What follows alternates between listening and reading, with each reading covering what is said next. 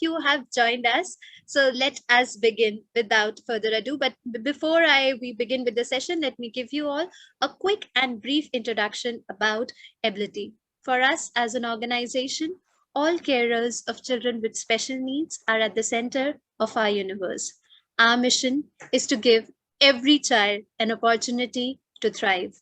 And how we do that? By making resources, tools, and knowledge more accessible, affordable, and effective for everyone. Of course, with the help of technology and collaboration with caregivers like you all. One of the way we have been trying to help is through bringing host of other support systems such as community and resources. Like you could see on your screen, if you visit app.ability.com/resource, many useful resources are available for you to access and learn from, and also help the children with special needs. Because everyone should be given the opportunity to enable the best possible chance of discovering their child's true potential. No one should have to do this alone, right? And that's why we are here with you on this journey. You can join us by accessing and subscribing to our YouTube channel, which has hundreds of useful videos by experts from around the world. Also, to stay updated about updates from Ability and the tools being offered from Ability, you can follow us on our Facebook page. The link to both our YouTube channel and our Facebook page is being shared on the chat box right now by our team members. So do not forget to copy and save the link for future reference. Also, to stay updated about the lineup of events from Ability in the future, and also to access some of the events that we have conducted in the past in the on-demand format, please do visit app.ability.com/events. Yes, this is the place for you to find updates about all the events, be it webinars or workshops from Ability. Like I can see, a lot of you have joined us on Zoom. I would also like to inform you all, we have received an overwhelming response for this particular session. And therefore, some of you might experience some difficulty in joining us directly via Zoom. To those of you all, I would like to suggest, if you know such friends of yours, please pass on to them the link to join us via our Facebook Live page. The link is also being shared in the chat box right now. So if you have some friends who are trying to join the session today and they're unable to do so via Zoom, they can attend the webinar via Facebook Live. So like I was saying, you can access the events list from the app from visiting app.ability.com/events, and you can register for the events simply by logging in to your Ability account. If you don't have an Ability account yet, need not worry. What you need to do is register for any of the Ability events. When you register for the first time, you will have to enter a few details, and once you have done that, your Ability account will be created. Post that, you can simply log in using your username and password, and then attending the future events for Ability from Ability gets a lot easier, because all you need to do is click on this orange colored button. If it's a workshop or a webinar, clicking on this button makes it possible for you to register easily with a click of a button. And if it is workshops, what makes it even more convenient is subscribing for Ability membership. Yes, that's right. Instead of making payments again and again, the Ability workshops could be attended for free by subscribing to our annual, monthly, or quarterly membership. If you haven't subscribed yet, the link to the membership page is being shared in the chat box right now. You might want to check it out. And now, without further ado, let us come to our session for today. This will be conducted by Miss Khushbu Porwal. Like I already said, she's a phonics teacher trainer, an early childhood educator, and Jolly Learning accredited trainer. She is a registered instructor with the Ministry of Education, Singapore. In terms of qualifications, she has BSc, LLB, B.Ed, ECCE, certification courses in Jolly Phonics and Grammar from the United Kingdoms. She has rich experience in teaching more than 1,200 teachers and parents across South Asia, including Singapore, Indonesia, Malaysia, and India. which has conducted over 150 Jolly Phonics and grammar teacher training workshops across South Asia. Also, conducted teacher and parent workshops on phonics for STAR kids, that is, student at risk kids, mysteries of English spelling, how to spot dyslexia, what to do next, and many more.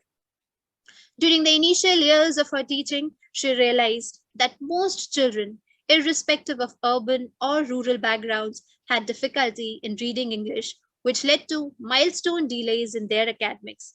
Her quest for an effective reading program led to Jolly Phonics, a child centered and multisensory reading and writing program for English literacy. She strongly believes that anyone, regardless of their age or background, should be given the opportunity to read and the ability to read. So, on that note, without taking much of your time, I would like Miss Khushbu Porwal to take over and conduct today's session. I'm sure all thousands of people are very eager to hear from you from so many different countries. I think so, more than 30 countries, like I could see for now.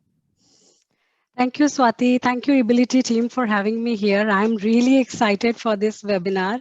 And without further ado, let me just start sharing my screen.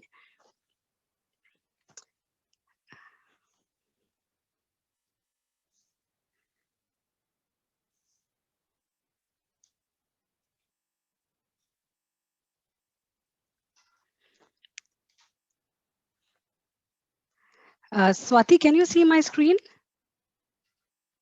Yes, I can. Yes, I can. Perfect. Khushbu, I could not see the slide. Okay. Complete screen in the full screen view. Yeah. Okay. Just give me a moment.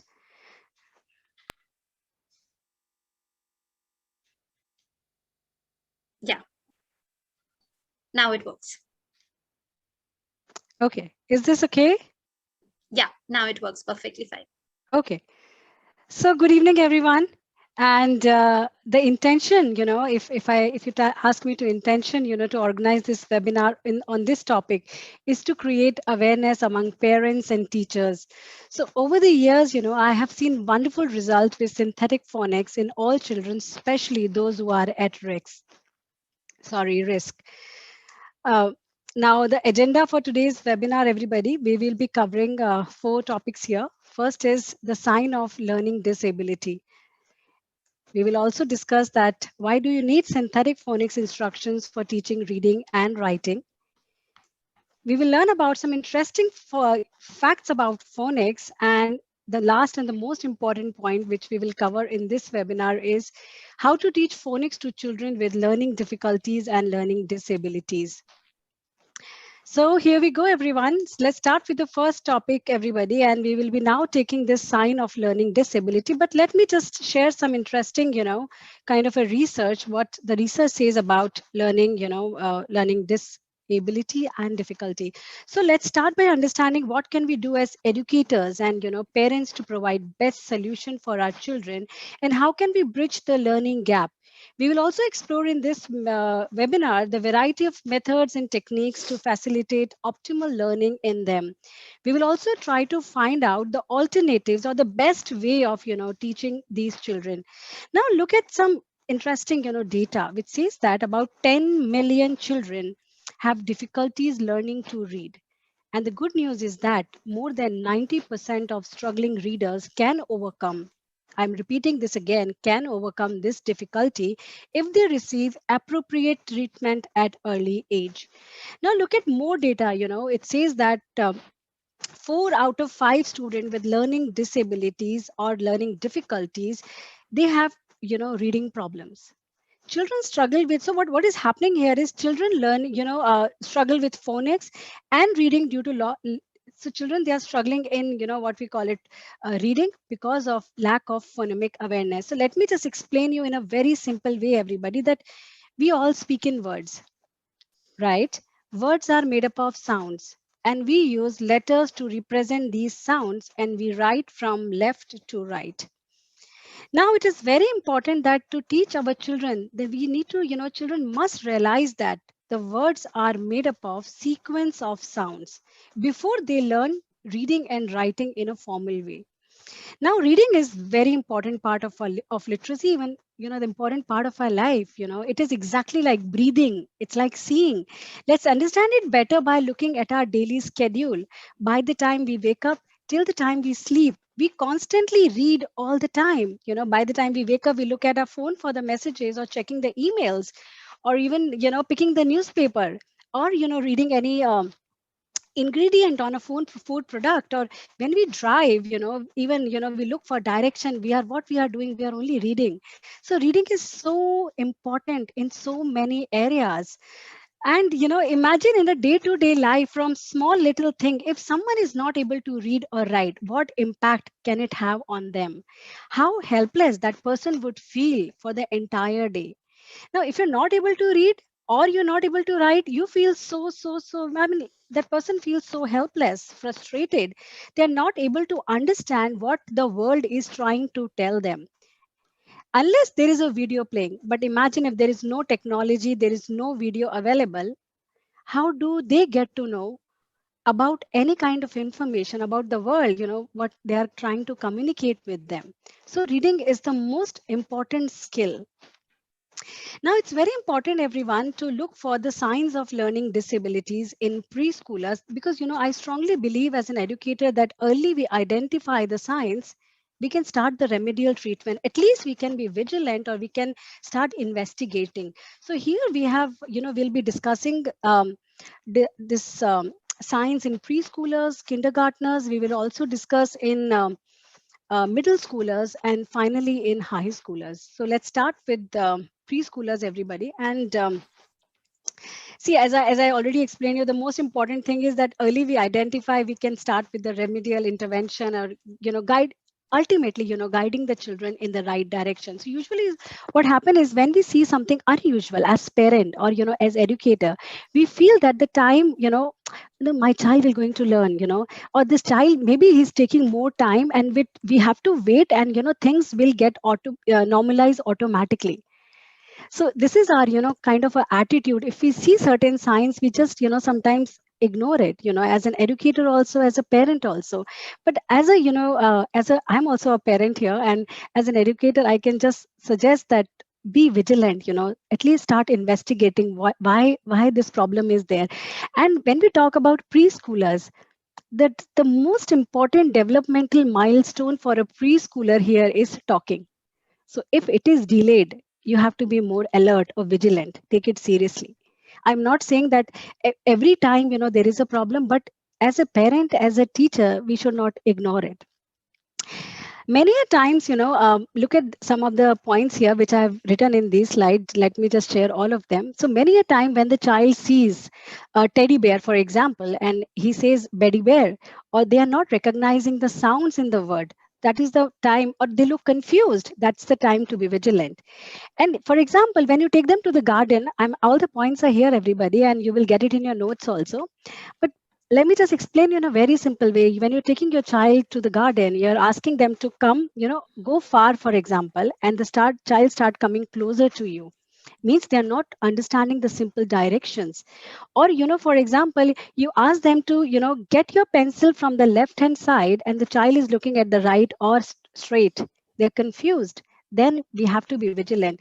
And the last is inadequate fine motor coordination. Like many a times when we want our children to just scribble with the crayons or do the basic, fine motor activities like zipping or buttoning or sorting, and the child is not able to do it, then it's time to be vigilant and look for the, start investigating as a parent as well as an educator.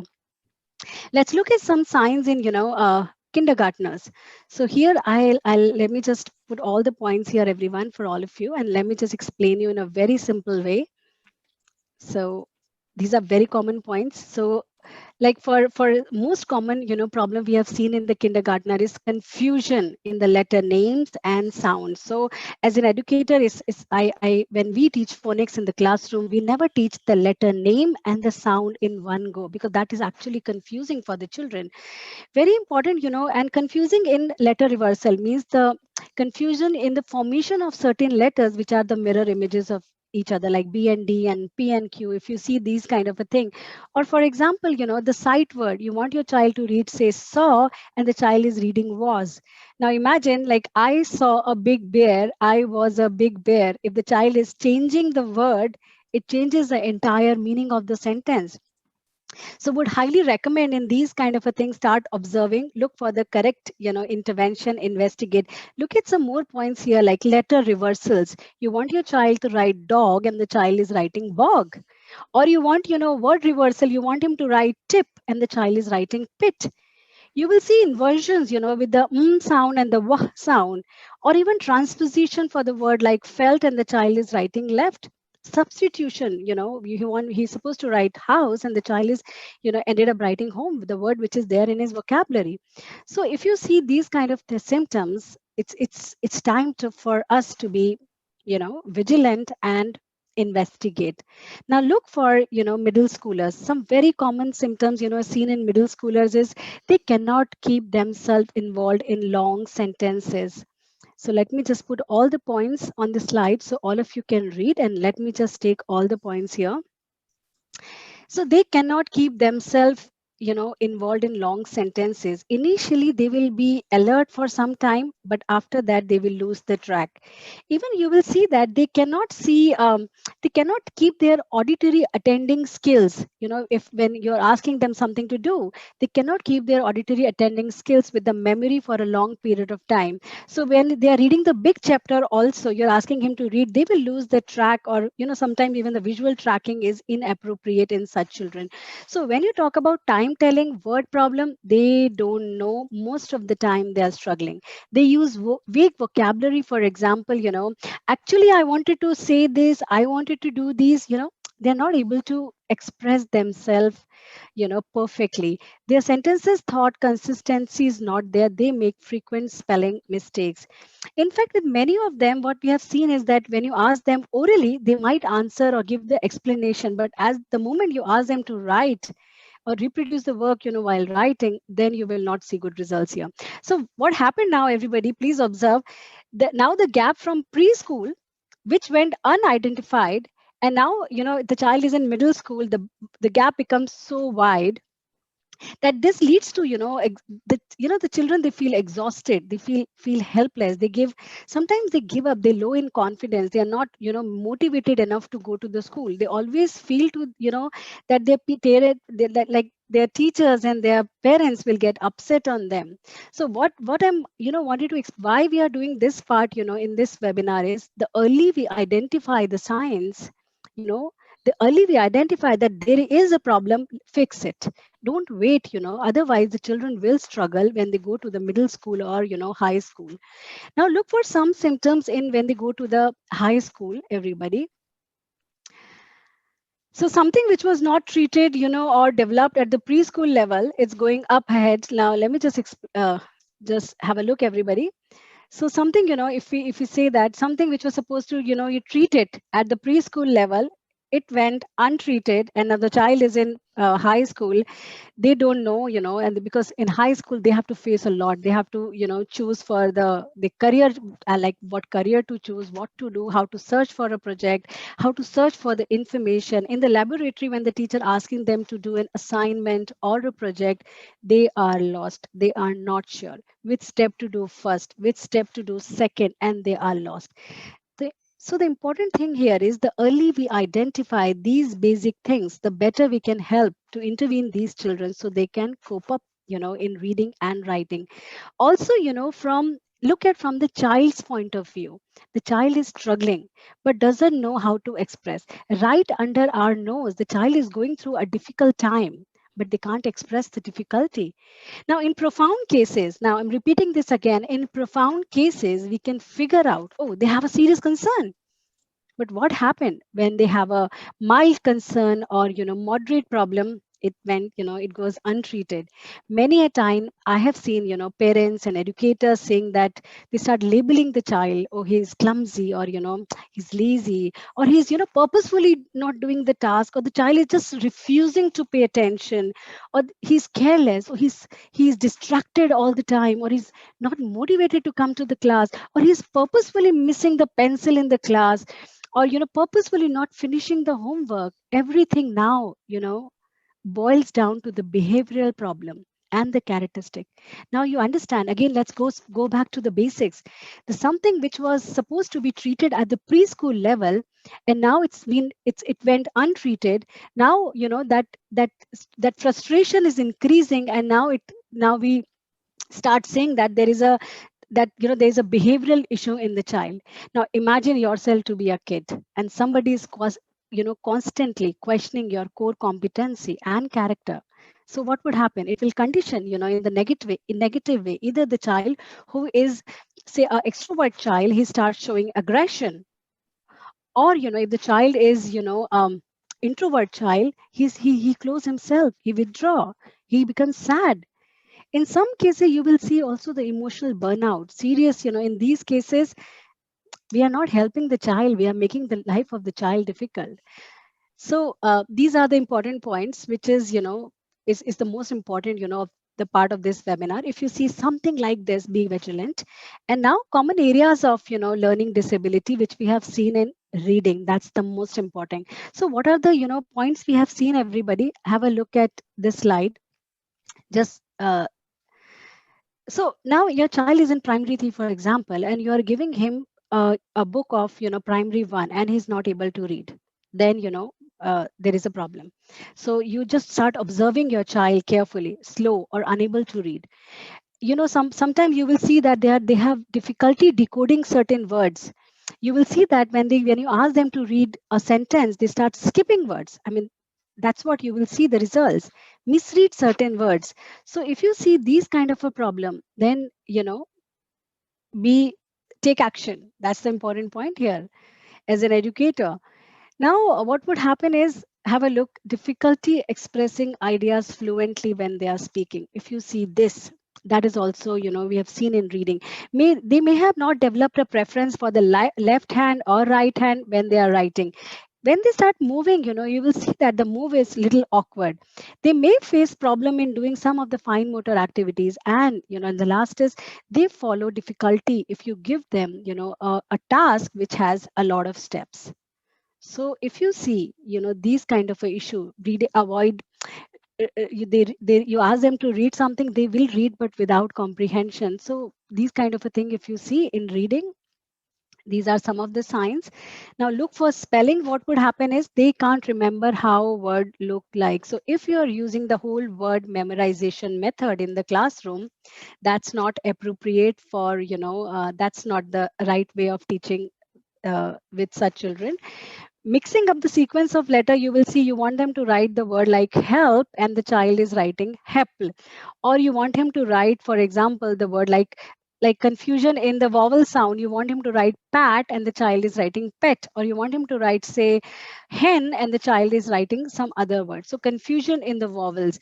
You will also see they start writing the word as it sound. For example, the word is hubbed and the spelling is HOPPED, but they ended up writing just HOPT.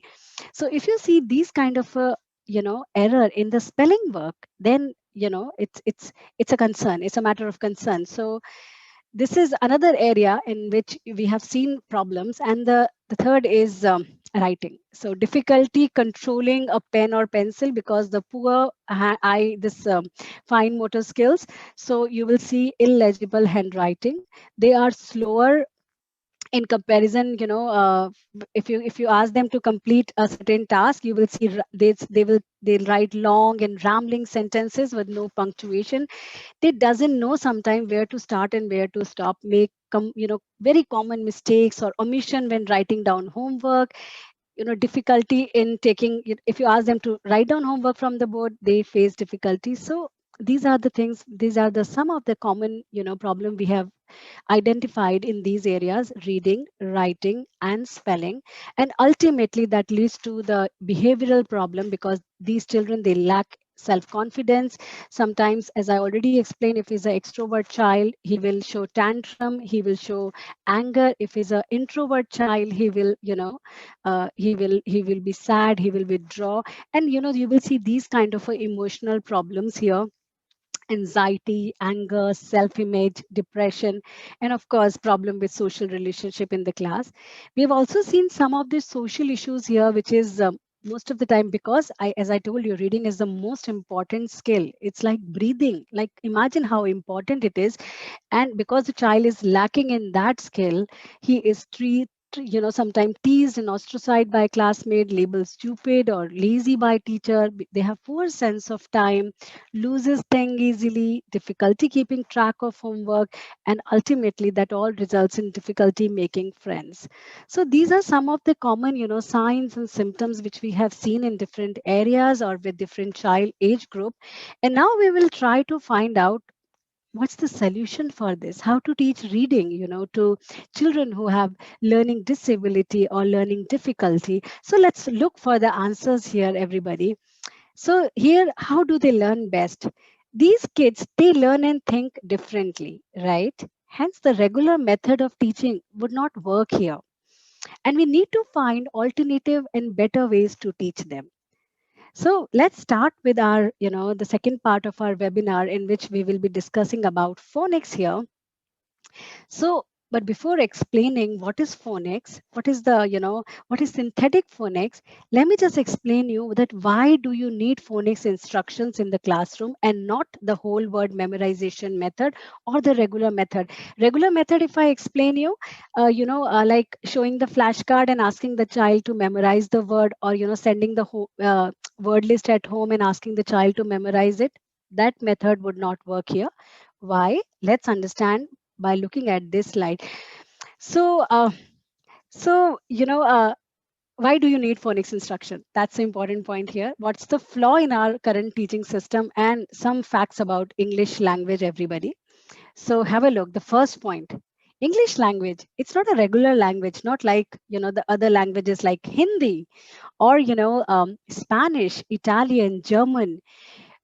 It is, this language is the melting pot of many languages, means English language is the melting pot of many languages, and it is full of non-English words which are of French origin, German origin, Anglo-Saxons, Vikings, Greek. And we have accepted these non-English words with the non-English spelling pattern too. If you don't believe me, have a look at these examples, everybody.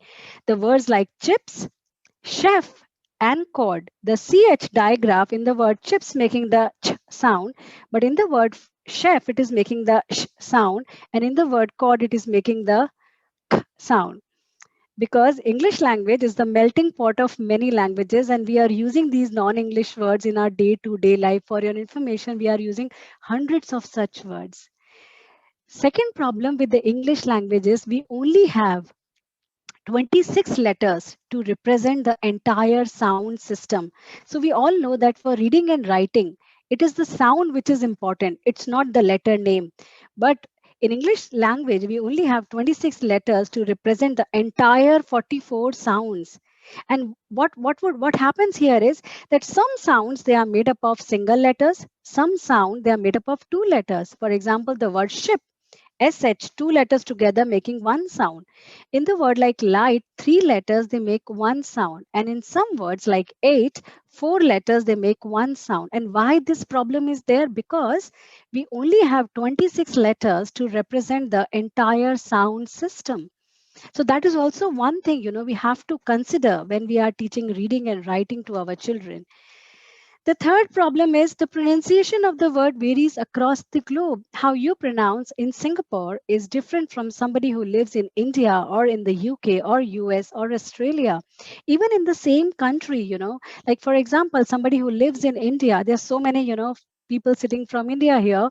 You know that somebody who lives in the southern part of India, the pronunciation is different from somebody who lives in the northern part of India.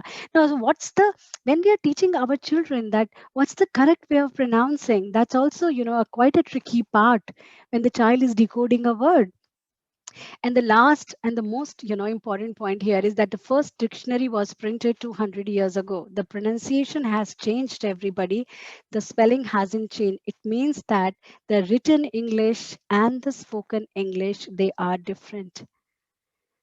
I mean, this is not the problem with only with children, those who have learning disability and difficulty. Every child who is learning, reading, they face this problem. So hence, it is very important. We should not use the regular memorization method in the classroom. We have to find a systematic and structured program. And we have to teach this language very logically to our children, systematically to our children. Now, we will also cover and try to understand what is phonics, because this term is widely used, and so most of the time I've seen parents misinterpreting or explaining the word phonics in a different way. So it's very important to understand what exactly phonics is. So phonics is, have a look everybody, this slide. Phonics is the teaching of sounds that letters make. So you all know that words are made up of sounds. So phonics is all about learning all these sounds rather than, teaching the names of the letter, because these are the sounds which are useful for reading and writing, not the letter names. And one very important fact, everybody, all kids can read. We strongly believe, all kids can read. Reading is not a natural process and must be taught carefully. Why I put this part in the slide is, so if you are both the parents are speaking English at home, it does not guarantee that you are a privileged child, that child will be extremely good in reading and writing. Reading is not a natural process, and we have to teach it systematically to our children. So it doesn't matter if you are not speaking English at home, doesn't matter. It is, reading is not a natural process, and we have to use a certain way to teach reading to our children. Now, important point here is phonics. This term is widely misinterpreted, among educators and parents. And so that's why now the coming slide tells the most important 3 pillars of phonics teaching. So phonics is, I've seen parents and teachers saying that, oh, my child, he knows all the sound, he knows phonics. Or I've seen many a parents saying that, my child knows all the sound, but still he cannot read.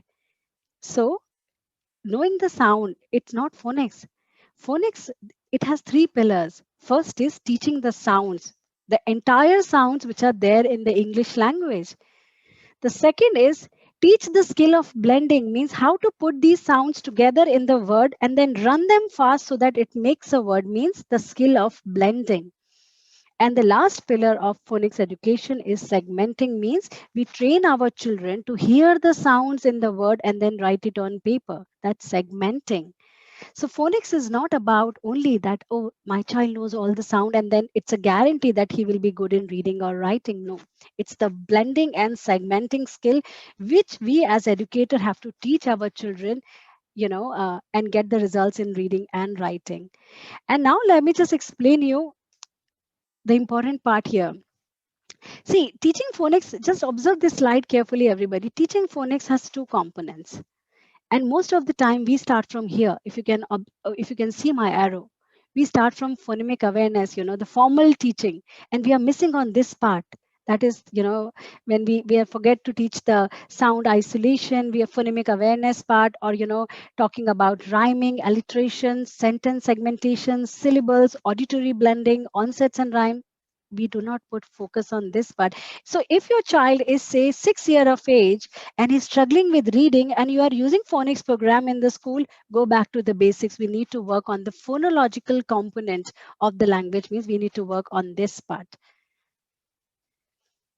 Now, the question here is how to teach children with special needs, how to teach, in the classroom. When we talk about phonics, or at home, parents, how you can teach your children with special need. You need to find, look at this slide. You need to look for a program or remedial instructions, such as, like, I'm a Jolly Phonics trainer here. So you have to look for, the program like Jolly Phonics, Orton Gillingham approach. They should be implemented. Now, important thing is based on the following concepts. Look at this one here. A simultaneous, direct, multisensory approach. Multisensory approach, that's the most important point, which has all the components of learning: visual learning, auditory learning, kinesthetic learning, and tactile learning, means all the learning components. A high level of, and the second point is, it has to be a very structured program. It cannot be, one day you are doing something else and next day you are changing the plan. No, it has to be very systematic and structured. High level of structured is needed here. Secondly, you needed a phonetically based program for reading and spelling, which teaches the complete sound structure of the language. Means you need to teach all the sounds which are there in the English language. And the last is, when you are teaching children with learning difficulties and disabilities, you need to remember this point: a great deal of repetition and drill in both. If you're, whether you're taking the individual session or you're doing the group instruction, you have to do the lot of repetition here. And now what is important is, if you talk about synthetic phonics, so what are the characteristics? The lesson plan should be personalized. It should be multisensory. You're using all different kind of learning to get the better results. Systematic phonics, it is diagnostic and prescriptive. It should be very structured, sequential and incremental, that you are, this is step number 1, step number 2, step number 3, step number 4. And you have to give, there has to be direct instruction, not a lot of steps into it. And then the continuous feedback, means assessment, pre-assessment and post-assessment, you're working and then you get the results here. So these are the important points when we talk about synthetic phonics. So whatever program you're using in your school, at home, look for these points. That, okay, does it have this? Does it have this? Or is it focusing on blending skill? Is it focusing on segmenting skill? If it is only teaching sounds, the child is looking at the flashcard and learning sound, that's not phonics. And if it is missing on the phonological components, not doing a lot of activities for rhyming and syllable and alliteration, that's also not phonics. So you have to keep all these elements in the holistic learning of the child when you are teaching reading and writing. Now, how does the synthetic phonics work here? I'm just talking about synthetic phonics, and the most important thing, everybody, is the multisensory instructions. Now, I'm just reading this Chinese proverb here, which is I love the most, which says that, tell me, I will forget; show me, I may remember; involve me, I will understand. So here, when we talk about multisensory learning, it is about this one, which should involve the visual learning component in the lesson plan. It should also involve the auditory learning component in the lesson plan. It should also involve kinesthetic learning, and it also involve the tactile learning in the lesson plan. All four kind of learning in that 45-minute lesson plan, or 30-minute, whatever time you're spending with the child, because all children, they learn in different ways. A successful teacher will approach the educational experience of their student using many different methods to meet their needs. Like, one child may respond better in the visual information, another may learn best audibly. So when child, we, that's the reason it is no different for children with the special need. For many of these students involving many different kinds of learning, like visual, tactile, audible, kinesthetic, can improve the learning process. So what is important here is a multi-sensory holistic approach to learning can be very effective for all students, but particularly those with special needs here, whose process information differently, I mean, neurologically as well as physically in some cases.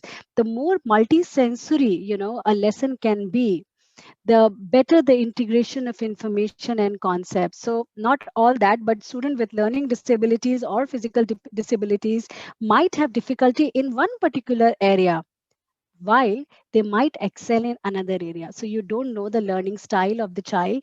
Now, in learning difficulties, as I use the word, it is, and learning disability, when you know that my child is learning better using the kinesthetic learning element, or having the tactile learning element in the class, have all the four kind of learning, you will get better results. That's what we have seen for many years now. So that's why when you are looking for the phonics program, always check the instruction. Are we using all the four kind of learning in the lesson plan? So have the, give them like, for example, in the case of autism, no, sorry, ADHD, when we the child is, we give them magnetic letters to write it on the board, or using the sometimes, some for other children we use the do, if they are, when they are tactile learners and they are not visual and auditory learner. You have to have all the four kind of learning in the lesson plan, so you get better results here. Now, when we say teaching the sounds, as I told you that how should we teach our children? So first step is multi-sensory instructions. Second is teach the sounds. So in Jolly Phonics, when we say we learn these, entire sounds in our lesson plan, you look at this, they are divided into 7 groups. So when I was saying systematic, incremental, so, the first step, second step, third step, fourth step, and that's how we teach our children.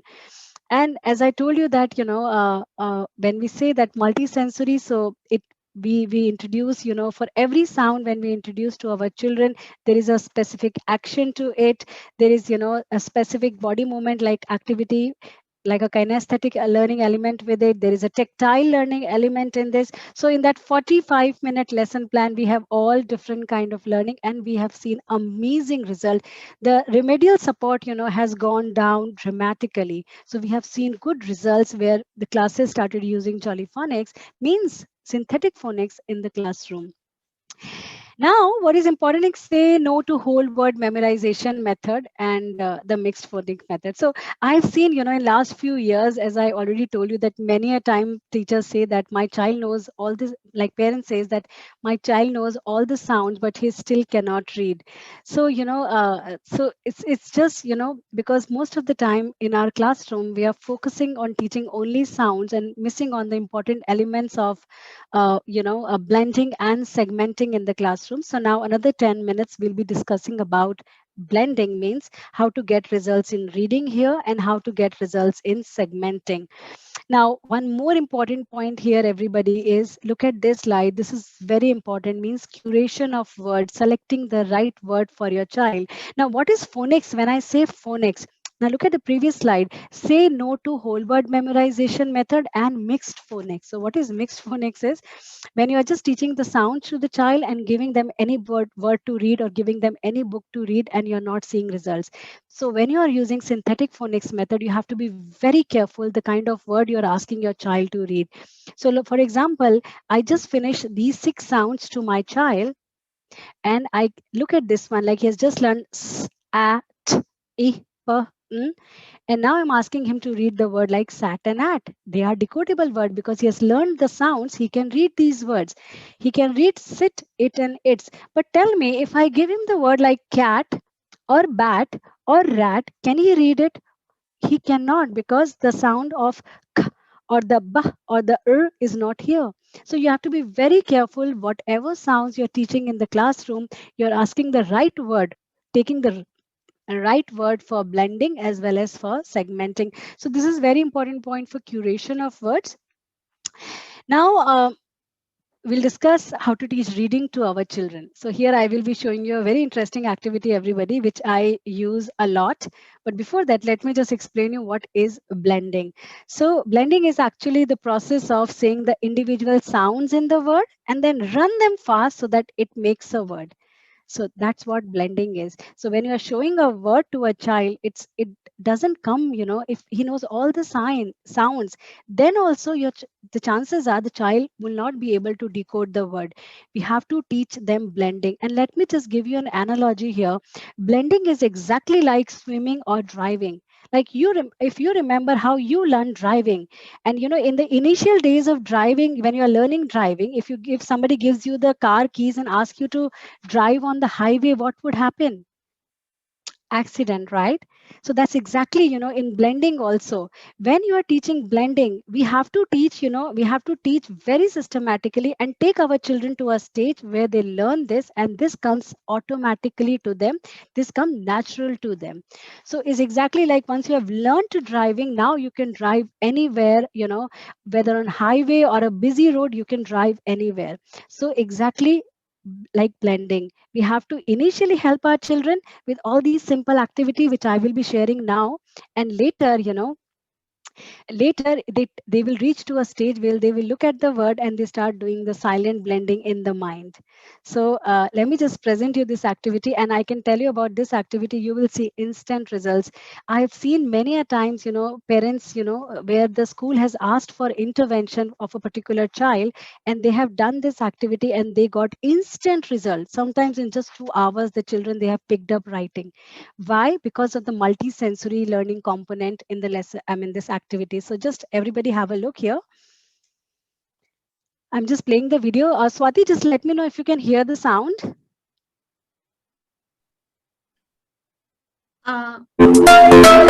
Yes. Is it audible? Okay, perfect. Yes.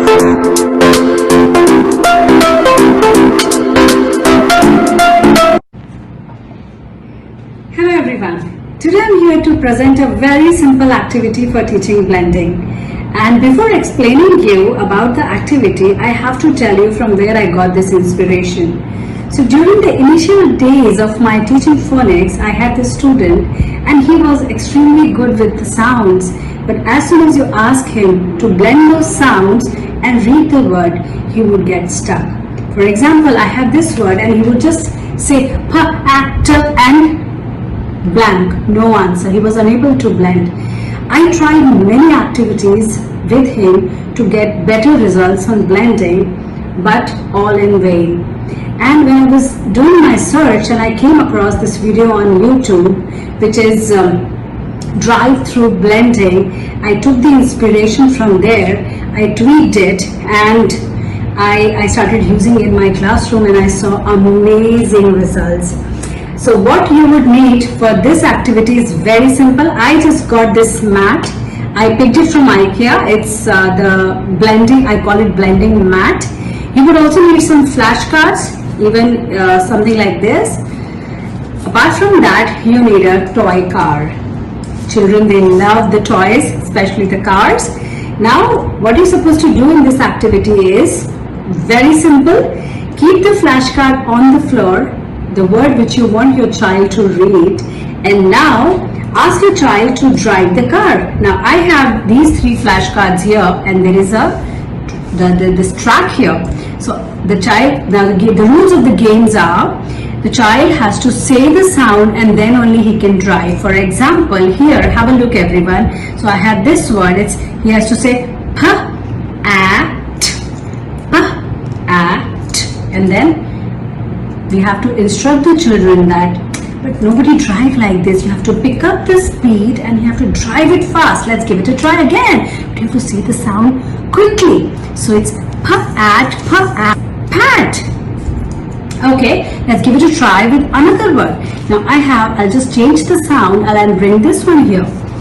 Okay, let's give it a try again. And he will say at. What's the word? The word is sat. Okay, now let's give it a try we'll remove this sound and I'll bring this one here. 2 letters together making one sound is ch. Now I'll keep it here, asking the child to read it again. And now he would say ch, at, chat. Now the brain research shows that when the 2 ideas participated at the same time can permanently bond the ideas together. In this case, when the child is driving the car, along with saying the sounds of the letter, help link these 2 concepts together in the child's brain, and that's the reason the results are instant, because he's not only the kinesthetic learning, but he's also saying the sound, both the learnings together, and that works wonder in the child's brain, and that's why you see the results instantly.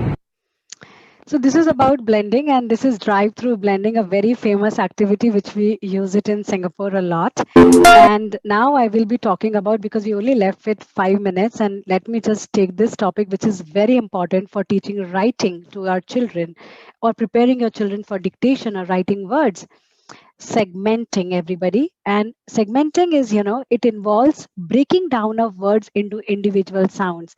So blending and segmenting, they are 2 different skills. Blending, the word is there in front of the child, whereas in segmenting, the child is sitting with a blank paper. Here he has to hear the sounds in the word and write that word on the paper. He has to do so many things. He has to remember the sequence of sounds in the word. He should know the formation. So here I use this activity a lot, which is when I want my child, say, write a word, simple word like cat. So I just, before asking him to write, I ask him to first sound it out with me. Can you sound it out with me? The word is cat, and then k, a, t, k, a, t. And in Jolly Phonics, we also have specific action for all these sounds. So we can also use when the child is confused in the formation, we just use this. This is k, this is a, and this is t. Can you write the word cat? Means what is important here is when you're asking a child to write a word and he's not able to write, then it means he's not able to hear the sounds in the word. Maybe he's not an auditory learner, right? In that case, first you have to teach him to hear the sounds in the word. Can you sound it out with me? The word is ship, sh, eh, p, ship. Three sounds. Can you write now? Or can you arrange the flashcard if the child has poor, this fine motor skills? They are not able to hold the pencil correctly. Give him your laptop and ask your child to type there. But you will see good results here. One more activity we have started using a lot, especially during this lockdown, when we have moved to these online sessions and you're not meeting children physically. And this is, children, they just love this activity. We call it robot talk. So here, we just give a child a particular word and ask him to give his favorite robot pose. For example, I have, so how does it work is like, we ask the children to give your favorite robot pose, like, okay, I'm ready. Okay, so you give him a word. The word is cat. Can you tell me the number of sounds in the word cat and how you have to move your hands as per this number of sounds? So here it is k, a, t. So I'll play this video and everybody enjoy this. This is an excellent activity if you are using online platform for teaching segmenting to your children. Have a look. So now we're going to play a special game that helps you hear all the sounds and words, which is pretty tricky. Okay, so the way we're going to play the game is we're going to be robots. So can you give me like your best robot pose? Okay, that's perfect. And I know you have a very good robot voice too. Okay, so the way this works is that when robots say words, they say it one sound at a time. So like if I said the word mop, our robot would say okay? So I want you to be the robot and say the word. So let's try the word mop. Go ahead. Perfect. So it's like Good. All right, so let's try another word. Can you do the word top? Perfect. Like okay. So this is one activity which we use a lot. Apart from blending, we use the drive-through blending and robot talk for teaching segmenting, especially for the online sessions, everybody. So now, and now some teaching tips, and we'll wrap up the session. Teaching tips for children with special needs here. So praises give power and criticism kills it. Don't use the word lazy or clumsy. Don't ask persons, especially with dyslexia, to read aloud. Don't give a punishment for forgetting the sports kit or books. Expect less written words. Give the opportunity to answer questions orally. Prepare a printout of homework and stick it in their notebook. Do not ask them to copy text from board or book. Accept homework created on a computer. And discuss an activity to make sure it is understood, visualizing the activity. So, have the elements of all kind of learning in the lesson plan. So a child is like a butterfly. I'll just wrap up the session, everybody. A child is like a butterfly in the wind. Some can fly higher than others, but each one flies the best it can. Why compare one against the other? Each one is special. Each one is different. Each one is beautiful. And thank you so much, everybody. Thank you so much, Khushbu. What a wonderful session and what a wonderful way to end the session. I would like to inform the attendees, don't go anywhere. We have a question answer segment left where we continue so many talking messages. to our speaker. But before that, I would like to inform all our attendees that Ability will be conducting different workshops across different learning paths, which these learning paths are specially designed by experts from around the world, along with the support and coordination with Ability team. These learning paths will revolve around different special need conditions, behavioral challenges, speech and language related difficulties, motor skills, remedial education, and many more.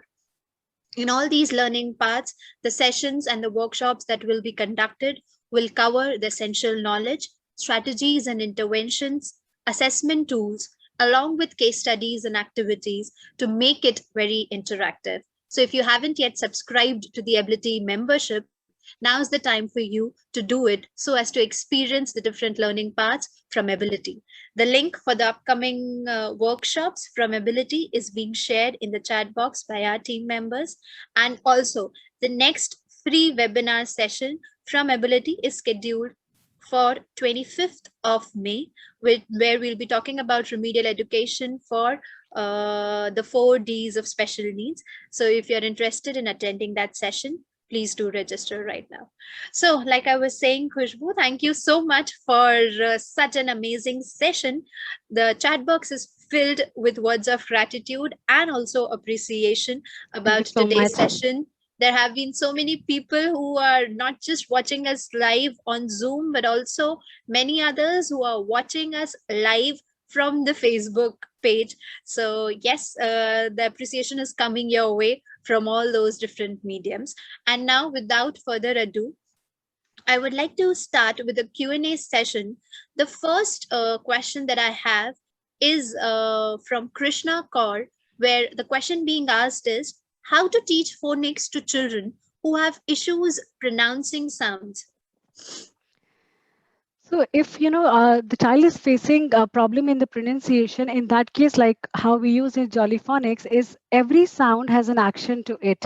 For example, a very common problem which the children face is with few sounds like the or the v's, like the f and the v, these two letters there's a pronunciation, or the d and the t. So for these we just teach our children, we use actions for it, like for the d sound we have this one, and for the t sound we use the action also alongside saying the sound. Even for pronunciation, you just ask them to observe the mouth when they're saying the sound. When I say the t sound, the tip of my tongue is touching the upper part of the mouth, and it's unvoiced sound. But whereas when I say the d sound, d, it's the voice sound. You can hear your this vocal cord vibrating. So these small little facts about certain sounds, you have to get into that detail and use a certain action with it, like a kinesthetic learning component, because maybe your child is confused because the way of instruction is only with one method here. If you have the involvement with other kind of learning, you will see better results. Yeah. Right. Great. And related to that question, we have Rolex, Giselle, and multiple others asking a similar but related question. If you could share some strategies on helping children to read in the online classes, especially children with special needs, and the sessions being online, the medium to help them, the ways to help them are very limited. So if you could suggest some strategies. Absolutely, that's a very good and very important question. We are also using these strategies in last 1.5 years to get better results. One is when you are giving instruction, keep it very small. Don't say a long sentence in front of the child. Second point here is you have a lot of repetition. If you're just saying like this is the d, d, d, d. So when you're doing this, repeat again and again. Show him the flashcard, do the action. Now for blending, I use this a lot. Like for example, you want your child to read a word at. Simple word, right? So I use actions with it, like at, at, at, and then join it, and ask the child sitting in front of you online platform, asking the child to do the same thing, act, like this. Or like I also use this game a lot, which is like instead of the car activity, because we can't do it on the online these days, so I just made it as this reading slide, and asking the child, just pretend you're sitting on the slide, and we have to say the sound fast, and we have to quickly go down. So ka add, can you do it with me, all of you? Ka add, and asking the child what's the word, and let your child read it. Means why I'm showing, I mean, you can come up with your activities also. Important thing to have the element of kinesthetic learning here. That's how your child is not only hearing the sound, not only looking at the sound, but also have the kinesthetic learning component. And one more tip, everybody, if you are a teacher sitting here, please ask the child to keep Play-Doh ready with them. So whatever they are learning, maybe your child is a tactile learner, let him have that Play-Doh. Tell the mother to keep it ready, and asking the child to make that sound, have the feel formation. and say the sound. That's how we are doing in last 1.5 years, and we are seeing good results here. Great. And I'm pretty sure if you're getting good results, the participants who are watching us live may experience some great results as well. Okay, the next question that I have is from Aishwarya, Siok, Rinku, and many others. How to teach blending to a child? The child is able to understand individual sounds, but unable to blend the letters together. So that's a very common problem, and that's why we discuss this activity, drive through blending. All of you will get instant results here after this webinar today itself. Give it a try. I'm sure in just 2 hours you will come up with your success story and you'll be sharing it with Swati. Give it a try. You just need the flash car and the toy car. That's it. The child should just know the sounds and give him the car. Your child will be able to read it. Great. Hope that activity helps. And the ones who have missed, what activity is Khushbu talking about, you can go back to apps.ability.com and rewatch the recording so that you can try and experiment that with your children. Okay, the next question that I have is from Nidhi and so many others also. What is the right age to teach phonics to children? There is an extended question which says if we can teach phonics to children from higher grades, like the ones in the age group of 10 to 15 years too? And if yes, how? Okay, let me just take the first part of the question here. When should we start? So the answer is as early as possible, because phonics is not only about sitting on your chair and asking the child to read the word or learn the sound. That's not only phonics. Phonics is all about sounds, and everything around us is sound. Your own name, it starts with a sound or the sequence of sound. When you are just, teaching a particular sound, for example, the sound, and asking the child, can you help me to find out can you help me to get 3 objects which begins with a sound? If your child is doing that, that's what phonics is. If your name is, say, Sam or Sandhya, and if the child says, my mama name is Sandhya, it begins with a sound. That's what phonics is. When you're just asking the child, can you help me to find out where is your mama's bag, bag, and if your child is looking at bag, that's what phonics is. So phonics is not only about sitting and giving 10 words to your child for reading and writing. Phonics has a very important part, which is a big time missing link, that is the phonological component of the language. We don't work about, or we don't work about that part. So again, goes back to your question, when should we start? As early as possible. In Singapore, we start at the age of 2.5. That's very early, but we see, we do the phonological, the rhyming games, and making them aware about the beginning sound, ending sound. We are doing that. And the other part of the question, which was, if the child is already 10 and 14, so of course, how does it matter? It's a reading and writing program. In that case, if the child is at 10 and 12 still struggling to read, it means we need to work not only on the phonological component, and we need to teach them the sounds very systematically. So I mean, as you all know that I'm a Jolly Phonics trainer. I've been using this program. So, you have to look for a systematic synthetic phonics program to get better results here. But yes, please do start. Don't delay now. Yeah. The earlier, the better. That's what all experts have been sharing with us. Hope our attendees get to learn from it. The next question that I have, Khushbu, is from Sangeeta. Sangeeta is asking if we should teach the sound of the letter first or the name of the letter first, or we should teach both of them parallelly. Which is the correct sequence to go with? So when you're teaching phonics, teach the sound first and let your child write that sound. When you are teaching that particular sound, don't teach the letter in the first go. That is the first, which I wanted to tell you here.